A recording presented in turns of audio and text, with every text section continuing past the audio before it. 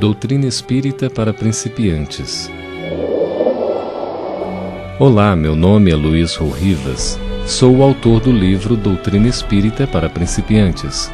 Acompanhe-me durante alguns minutos e iremos conhecer melhor este livro, que é uma proposta de introdução ao estudo desta doutrina, que ilumina consciências e consola corações.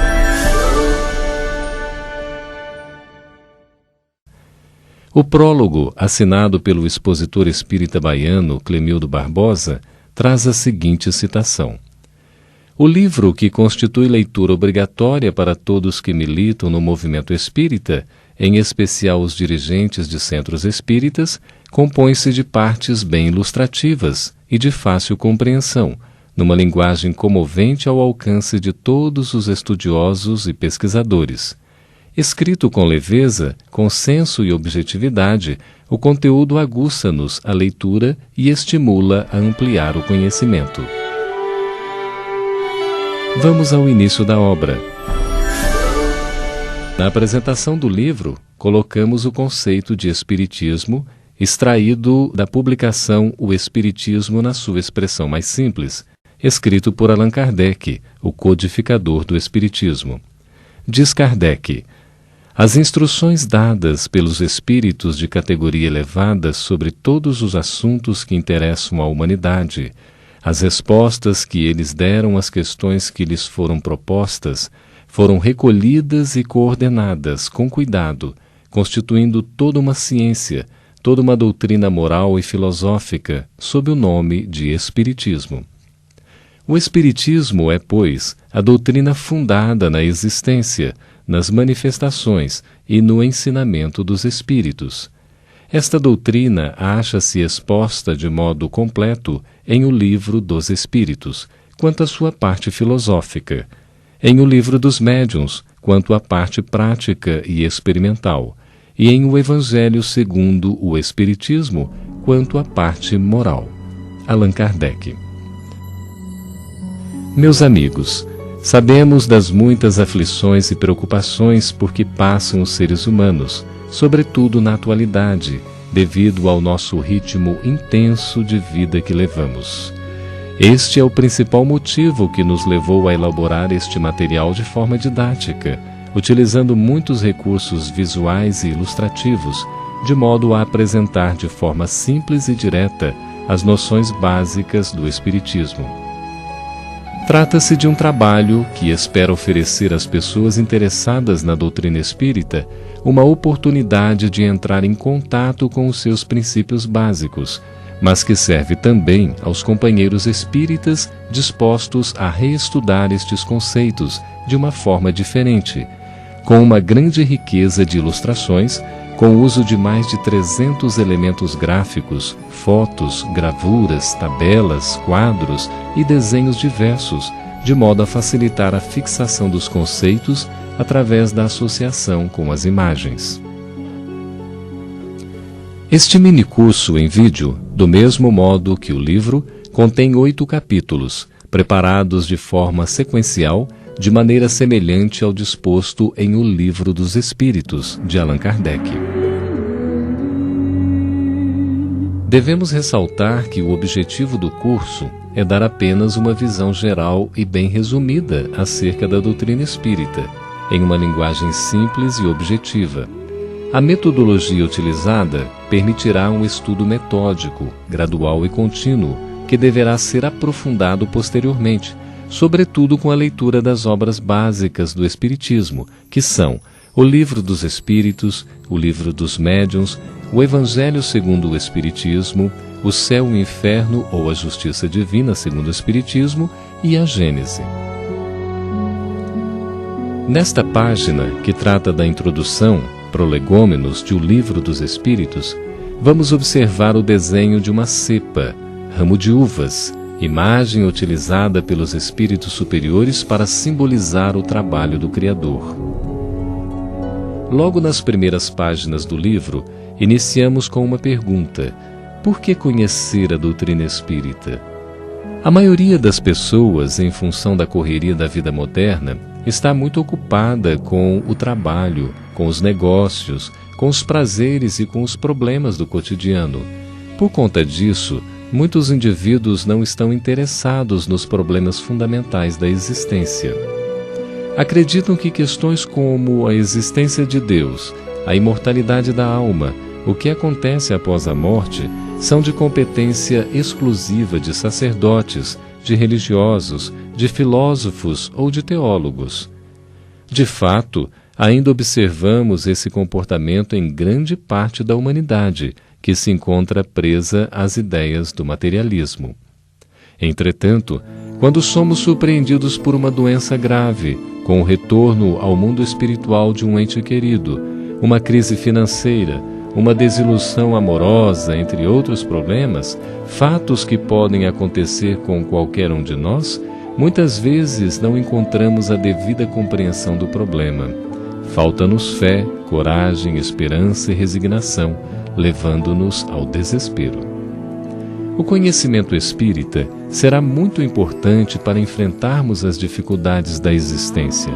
Vai nos permitir uma visão muito ampla e racional da vida, oferecendo respostas lógicas e muito convincentes para nossas inquietações. De posse dessa compreensão maior sobre a nossa realidade espiritual, poderemos iniciar uma jornada de transformação interior, aproximando-nos cada vez mais do nosso Pai de infinito amor e bondade.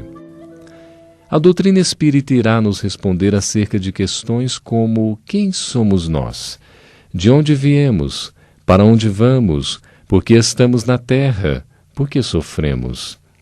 Esses são alguns dos principais motivos pelos quais convidamos você a conhecê-lo melhor e utilizá-lo como uma valiosa ferramenta de esclarecimento, de crescimento interior e de autoiluminação.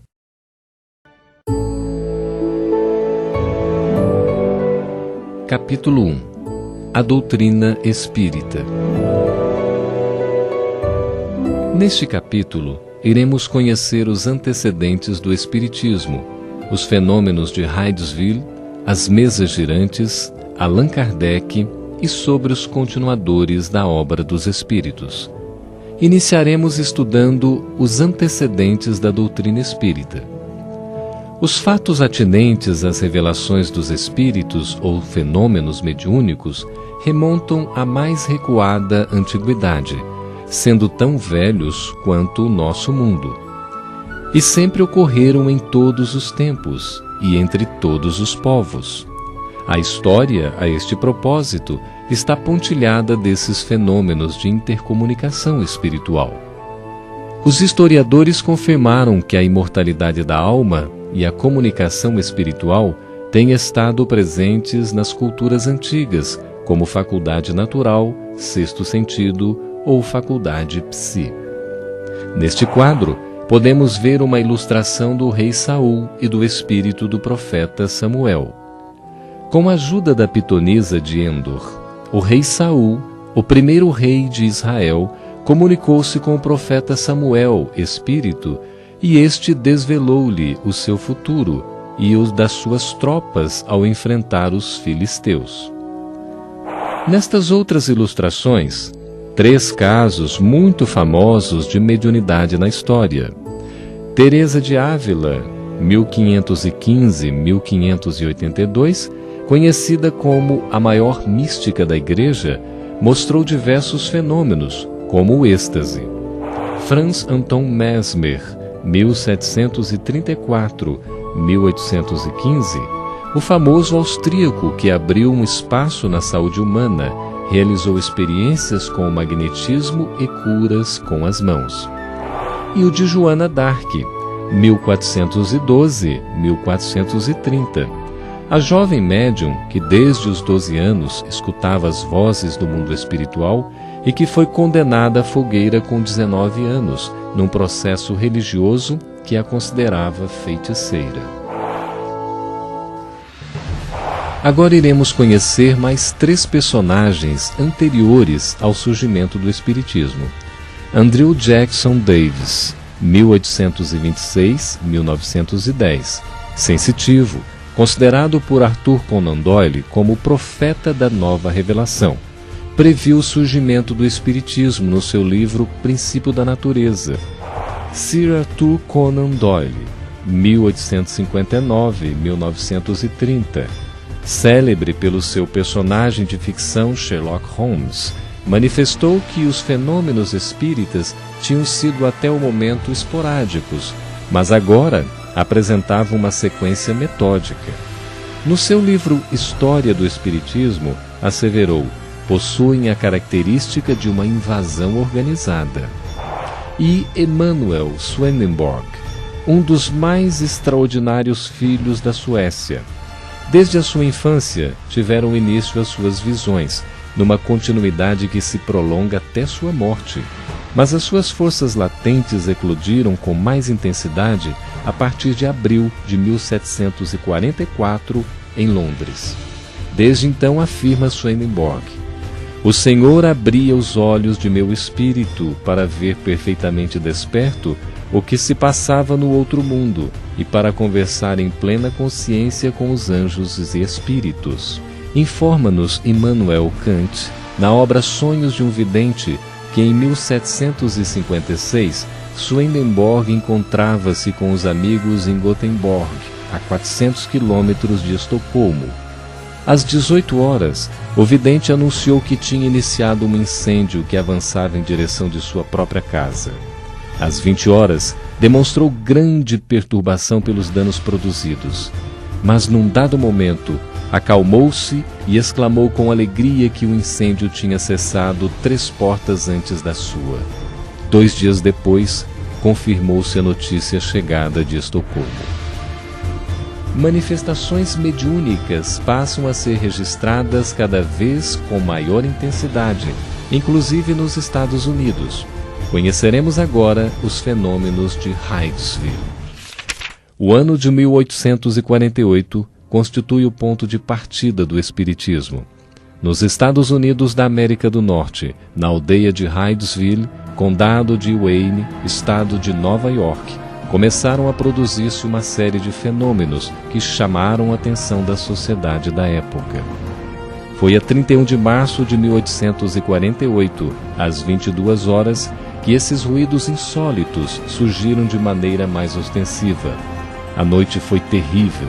Das paredes provinham pancadas ou ruídos, happenings ou noises, que pareciam provir de uma inteligência oculta que desejava comunicar-se. Neste quadro, temos uma ilustração da casa da família Fox, em Hydesville.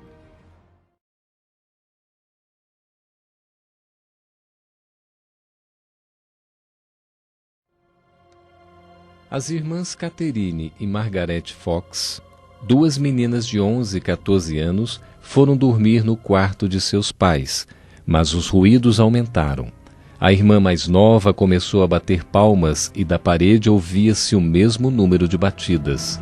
A menina fazia perguntas e a parede respondia, com um golpe para dizer sim e com 2 golpes para dizer não.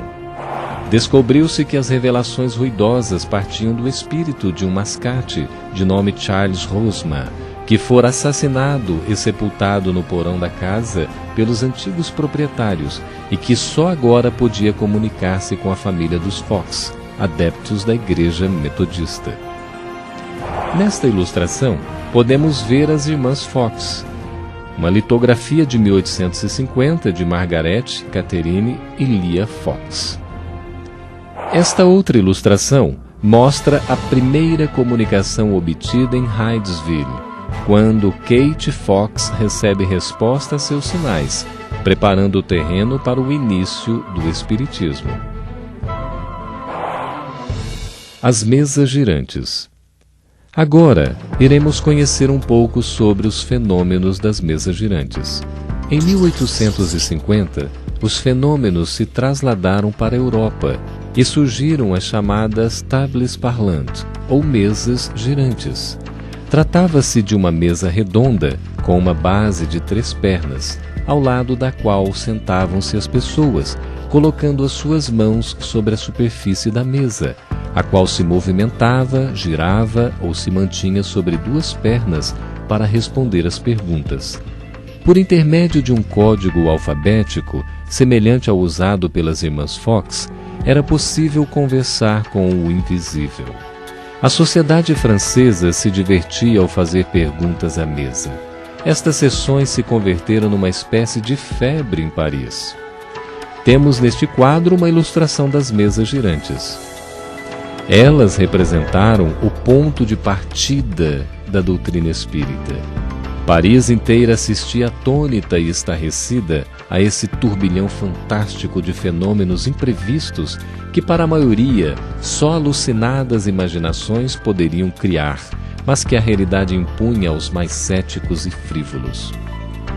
Neste outro quadro, temos uma ilustração das mãos da médium Grace Roser, portadora da escrita automática, que conseguia reproduzir com exatidão a caligrafia do espírito comunicante.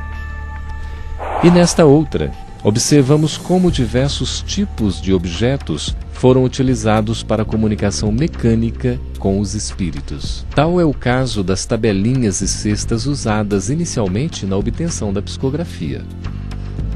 A partir de agora, vamos conhecer alguns dados da vida de Allan Kardec, o codificador da doutrina espírita. Hippolyte Léon Denisard Rivail nasceu em 3 de outubro de 1804, na cidade de Lyon, França, e chegou a ser célebre com o pseudônimo de Allan Kardec. Em Lyon, fez os seus primeiros estudos, seguindo depois para Yverdon, na Suíça, a fim de estudar no instituto do célebre professor Johann Heinrich Pestalozzi, que era a escola modelo da Europa.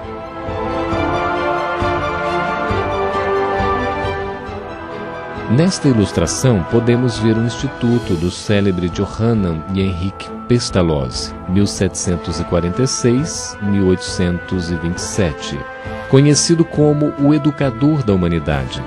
Foi um dos mais famosos e respeitados em toda a Europa, conceituado como escola modelo, por onde passaram sábios e escritores do velho continente. Concluídos os seus estudos em Yverdon, regressou a Paris, onde se tornou conceituado mestre, não só em letras como em ciências. Kardec dominava 5 idiomas, tendo realizado traduções de vários livros. Começa então a missão de Allan Kardec, quando em 1854 ouviu falar pela primeira vez das mesas girantes, através do amigo Sr. Fortier, que o convida para assistir a uma reunião de mesas falantes. Rivail perguntava-se: como pode uma mesa pensar sem ter cérebro e sentir sem ter nervos? Mais tarde, chegaria à conclusão de que não era a mesa quem respondia, e sim as almas dos homens que já tinham vivido na Terra e que agora se valiam delas para se comunicarem.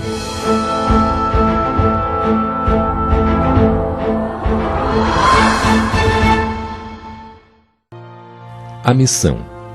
Conheceremos um pouco sobre a importante missão de Allan Kardec. O codificador intrigava-se dia após dia.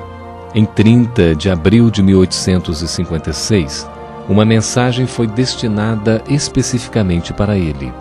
Um espírito chamado Verdade revelou-lhe a missão a desenvolver. Daria vida a uma nova doutrina que viria para trazer luz aos homens, esclarecer consciências, renovando e transformando o mundo inteiro. No ano seguinte, em 1856, passei a frequentar também as reuniões espíritas que se celebravam em casa do Sr. Roustan. Eram sérias essas reuniões e se realizavam com ordem. As perguntas fúteis haviam perdido todo o atrativo para a maioria das pessoas. Quanto a mim, ia obtendo a resolução dos problemas que me interessavam, do ponto de vista da filosofia, da psicologia e da natureza do mundo invisível. Levava para cada sessão uma série de questões preparadas e metodicamente dispostas.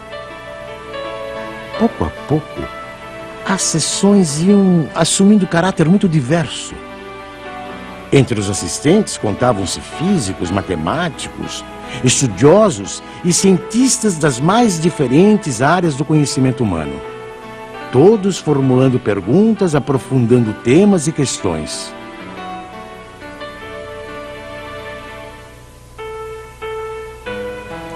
Mais tarde, quando vi que aquilo constituía um todo e ganhava as proporções de uma doutrina, tive a ideia de publicar os ensinos recebidos.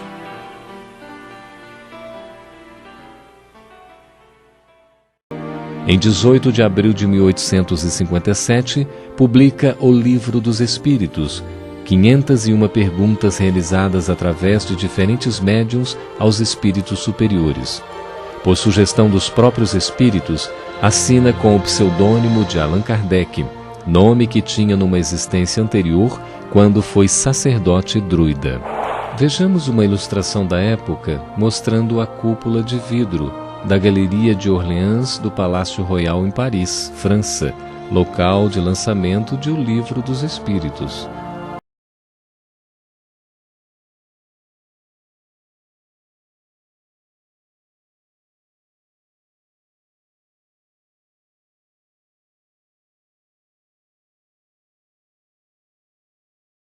Nesta foto, podemos ver hoje o local da residência de Allan Kardec, na Rua e Passagem Sainte-Anne, número 59, em Paris, onde concentrava suas atividades espíritas.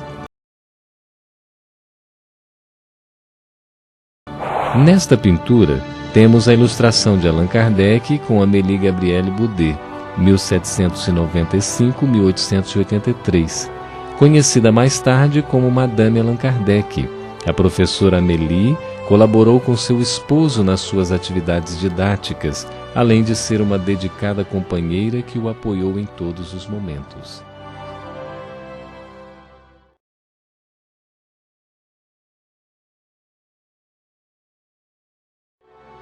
Nesta outra foto, vemos o túmulo de Allan Kardec, onde há um dolmen com arquitetura de estilo celta, que se encontra no Père Lachaise, o cemitério mais importante de Paris, e um dos mais visitados do mundo.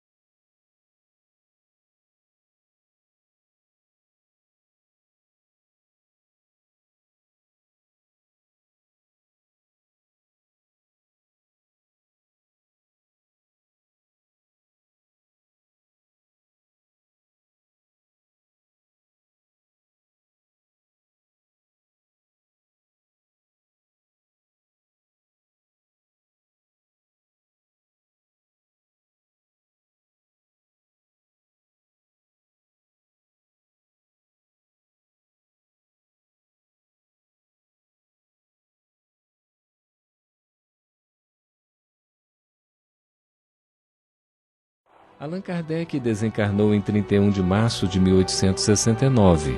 Cumprida estava a missão do expoente máximo do Espiritismo. Os continuadores. Vários cientistas e estudiosos passaram a se dedicar à causa espírita, bem como muitos médiuns notáveis. Vamos conhecer alguns deles. Leon Denis, 1846-1927. Considerado como um dos principais seguidores de Allan Kardec e difusor da doutrina espírita, escreveu diversos livros, Cristianismo e Espiritismo, Depois da Morte, O Problema do Ser, do Destino e da Dor, entre outros. Camille Flammarion, 1842-1925.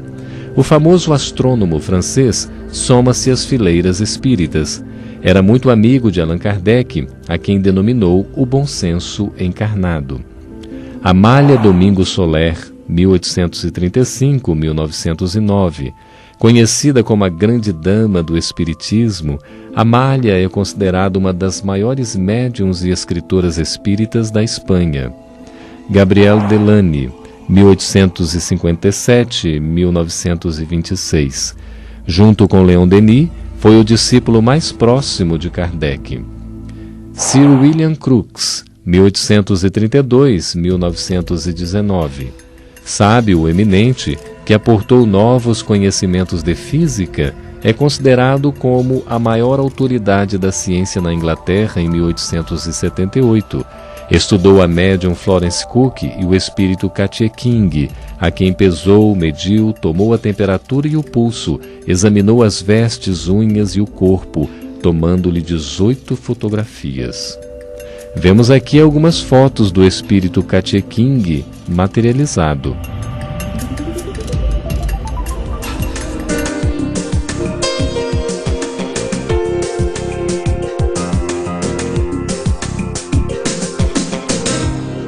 William Crookes nasceu em Londres em 17 de junho de 1832. Foi considerado um dos maiores químicos da Inglaterra, com uma trajetória brilhante no campo científico. Em 1855, assumiu a cadeira de Química da Universidade de Chester. Após persistentes estudos em torno do espectro solar, construiu o radiômetro em 1874. No ano seguinte, descobriu um novo tratamento para o ouro. A Rainha Vitória da Inglaterra nomeou com o mais alto título daquele país, cavalheiro. Com a fibra de investigador, William Crookes passou a pesquisar os fenômenos mediúnicos, a princípio para desmascarar as fraudes que ele acreditava existir na prática da mediunidade. As mais notáveis experiências mediúnicas foram realizadas através da médium Florence Cook, quando obteve as materializações do espírito que davam o nome de Katie King. Este fato abalou o mundo científico da época. No dia 22 de abril de 1872, aconteceu pela primeira vez a materialização do espírito Katie King, estando presente na sessão a mãe, alguns irmãos da médium e sua criada. Após várias sessões nas quais o espírito Katie King se manifestava com incrível regularidade, a senhorita Florence afirmou a William Crookes que estava decidida a submeter-se a todo gênero de investigações. Na sua obra Fatos Espíritas, William Crookes faz um relato detalhado de todas as experiências de materialização realizadas com o espírito Katie King. Essas experiências não deixam dúvida quanto ao poder extraordinário do espírito de assumir uma forma utilizando-se da matéria física. William Crookes penetrou o campo das investigações com o intuito de desmascarar e encontrar fraudes. Entretanto, quando constatou que os casos eram verídicos, ele rendeu-se à evidência, curvou-se diante da verdade, tornou-se espírita convicto e afirmou: "Não digo que isto é possível, digo que isto é real."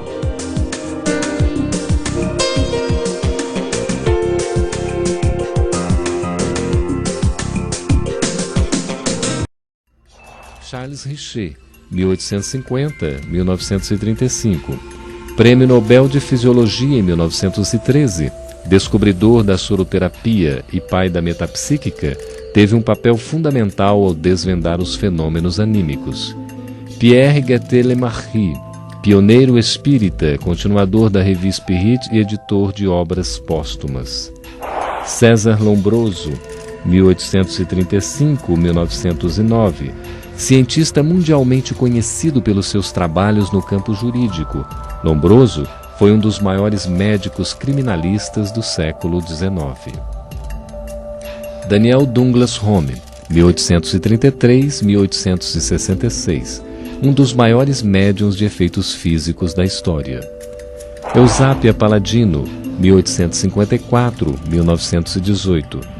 Estudada por Lombroso, Richet e diversos pesquisadores, a famosa médium italiana produzia golpes, levantava objetos diversos, como sinos que soavam estrondosamente. Em Nápoles, na Itália, em 31 de janeiro de 1854, Eusápia Paladino cresceu como uma criança normal. Não foi alfabetizada, pois pertencia a uma família humilde. Ainda jovem, teve seu primeiro contato com o mundo espiritual. Estava sentada à mesa com amigos quando fez a mesa levitar, sem saber o que estava fazendo. Aos 22 anos começou sua educação espírita sob a tutela de um grande conhecedor do assunto, o Sr. Damiani. Ele chegou até Eusápia após sua esposa receber em uma carta um conselho de um espírito chamado John King para que a procurasse. Segundo o espírito, Eusápia era uma grande médium e, através dela, iria se manifestar. Assim, deu à senhora Damiani o endereço da médium onde conseguiu encontrá-la. A partir desse fato, John King passou a ser o guia espiritual da médium. A mediunidade de Eusápia Palladino marca um dos mais importantes fatos da história da pesquisa psíquica. Foi Eusápia a primeira dos médiuns de fenômenos físicos a ser examinada por um grande número de homens de ciência. As primeiras manifestações com ela consistiam no movimento de objetos sem contato, a chamada levitação. Daí vieram as aparições de mãos materializadas, de rostos, de luzes, também da execução de músicas em instrumento sem contato humano. Sua primeira apresentação ao mundo científico europeu foi através do professor Chiaia, também de Nápoles, que em 1888 publicou no jornal de Roma uma carta ao professor Lombroso, dando detalhes de suas experiências e convidando este a fazer observações diretas com a médium. Só em 1891 Lombroso aceitou o convite e em fevereiro daquele ano fez 2 sessões com Eusápia. Converteu-se imediatamente e escreveu: "Estou cheio de confusão e lamento haver combatido com tanta persistência a possibilidade dos fatos chamados espíritas." Sua conversão levou muitos cientistas importantes da Europa a investigar. Daí em diante, Eusápia Palladino passou a participar de diversos experimentos, o que a manteve ocupada por vários anos. As sessões foram várias, nas mais diversas cidades do mundo, desde Nápoles e Milão até Varsóvia, todas comandadas pelos mais rigorosos cientistas, como o professor Charles Richet, Sir Joseph Oliver Lodge e Camille Flammarion, entre outros. Ao final de tantos anos de pesquisas comprovadas e de muita dedicação ao espiritismo, Eusápia recebeu o apoio dos mais renomados cientistas. Desencarnou em 1918, deixando a imagem de uma mulher de bom coração, que distribuía o que ganhava entre os pobres, que trouxe ao mundo provas incontestáveis sobre a existência dos espíritos. Na América e no Brasil também tivemos grandes continuadores. Vamos conhecer um pouco alguns deles. No ano de 1865, começaram a aparecer os primeiros centros espíritas no Brasil.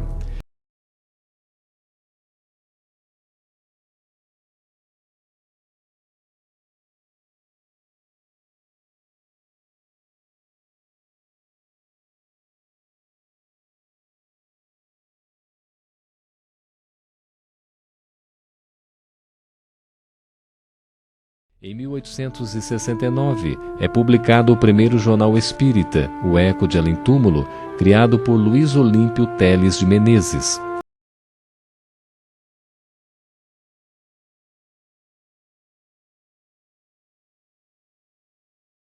Em 1831, nasce Adolfo Bezerra de Menezes, que daria um grande impulso à difusão espírita brasileira. Francisco Cândido Xavier, 1910-2002. Com mais de 400 livros psicografados, o brasileiro Chico Xavier é considerado o maior médium psicógrafo de todos os tempos. Humildade e caridade são palavras que designam perfeitamente este grande missionário da luz. Cosme Marino, 1847-1927. Jornalista argentino, fundador da Confederação Espiritista Argentina, CEA. Divaldo Pereira Franco, nascido em 1927. O médium psicógrafo e psicofônico Já publicou mais de 200 livros de temáticas diversas, sob a orientação de Joana de Ângeles, sua mentora espiritual. Com 11.000 conferências proferidas em todo o mundo, Divaldo é considerado o maior orador espírita na atualidade. Adolfo Bezerra de Menezes, 1831-1900. Respeitado político brasileiro, foi conhecido como o médico dos pobres. Ocupou a presidência da Federação Espírita Brasileira nos anos 1889 e 1895 a 1900. Agora vamos ver o surgimento de algumas ciências na Europa e na América. No ano de 1932, na Universidade Duke, na Carolina do Norte, Estados Unidos da América, foi criada a primeira faculdade de parapsicologia, dirigida pelo casal Heine, junto ao professor Zener Carl Zener, iniciando uma nova ordem de experimentos, os chamados psi ou extrasensoriais. Na foto vemos Friedrich Jungerson. Em 1959, o cineasta sueco gravou Canto de Pássaros numa ilha. Ao verificar a fita, detectou que havia vozes estranhas, chamando-as vozes paranormais. Considerado um dos pioneiros da transcomunicação instrumental, TCI, Jungerson chegou a ter milhares de mensagens do mundo espiritual gravadas. Nesta outra foto podemos ver Konstantin Raudive, 1906-1974. Filósofo e psicólogo nascido em Latívia, foi pioneiro da TCI na Europa. A partir de 1964, dedicou-se à investigação das vozes, deixando arquivados 72.000 mensagens gravadas. Vamos conhecer agora o famoso psiquiatra norte-americano, Dr. Raymond Moody Jr., autor do best-seller Life After Life, Vida Depois da Vida. Esta ilustração é muito interessante, pois mostra um aparelho chamado Vidcom, uma espécie de aparelho de televisão que permite capturar imagens do outro lado da vida.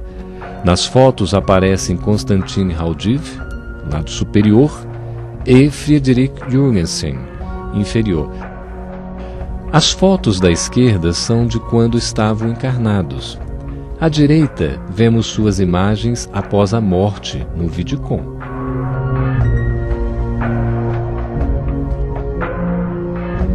E agora, no final, vemos a foto de Joseph Banks Heine, o pai da parapsicologia moderna. Fim do primeiro capítulo. Muito obrigado por sua companhia. Nós iremos continuar conhecendo o fascinante mundo da doutrina espírita nos próximos módulos.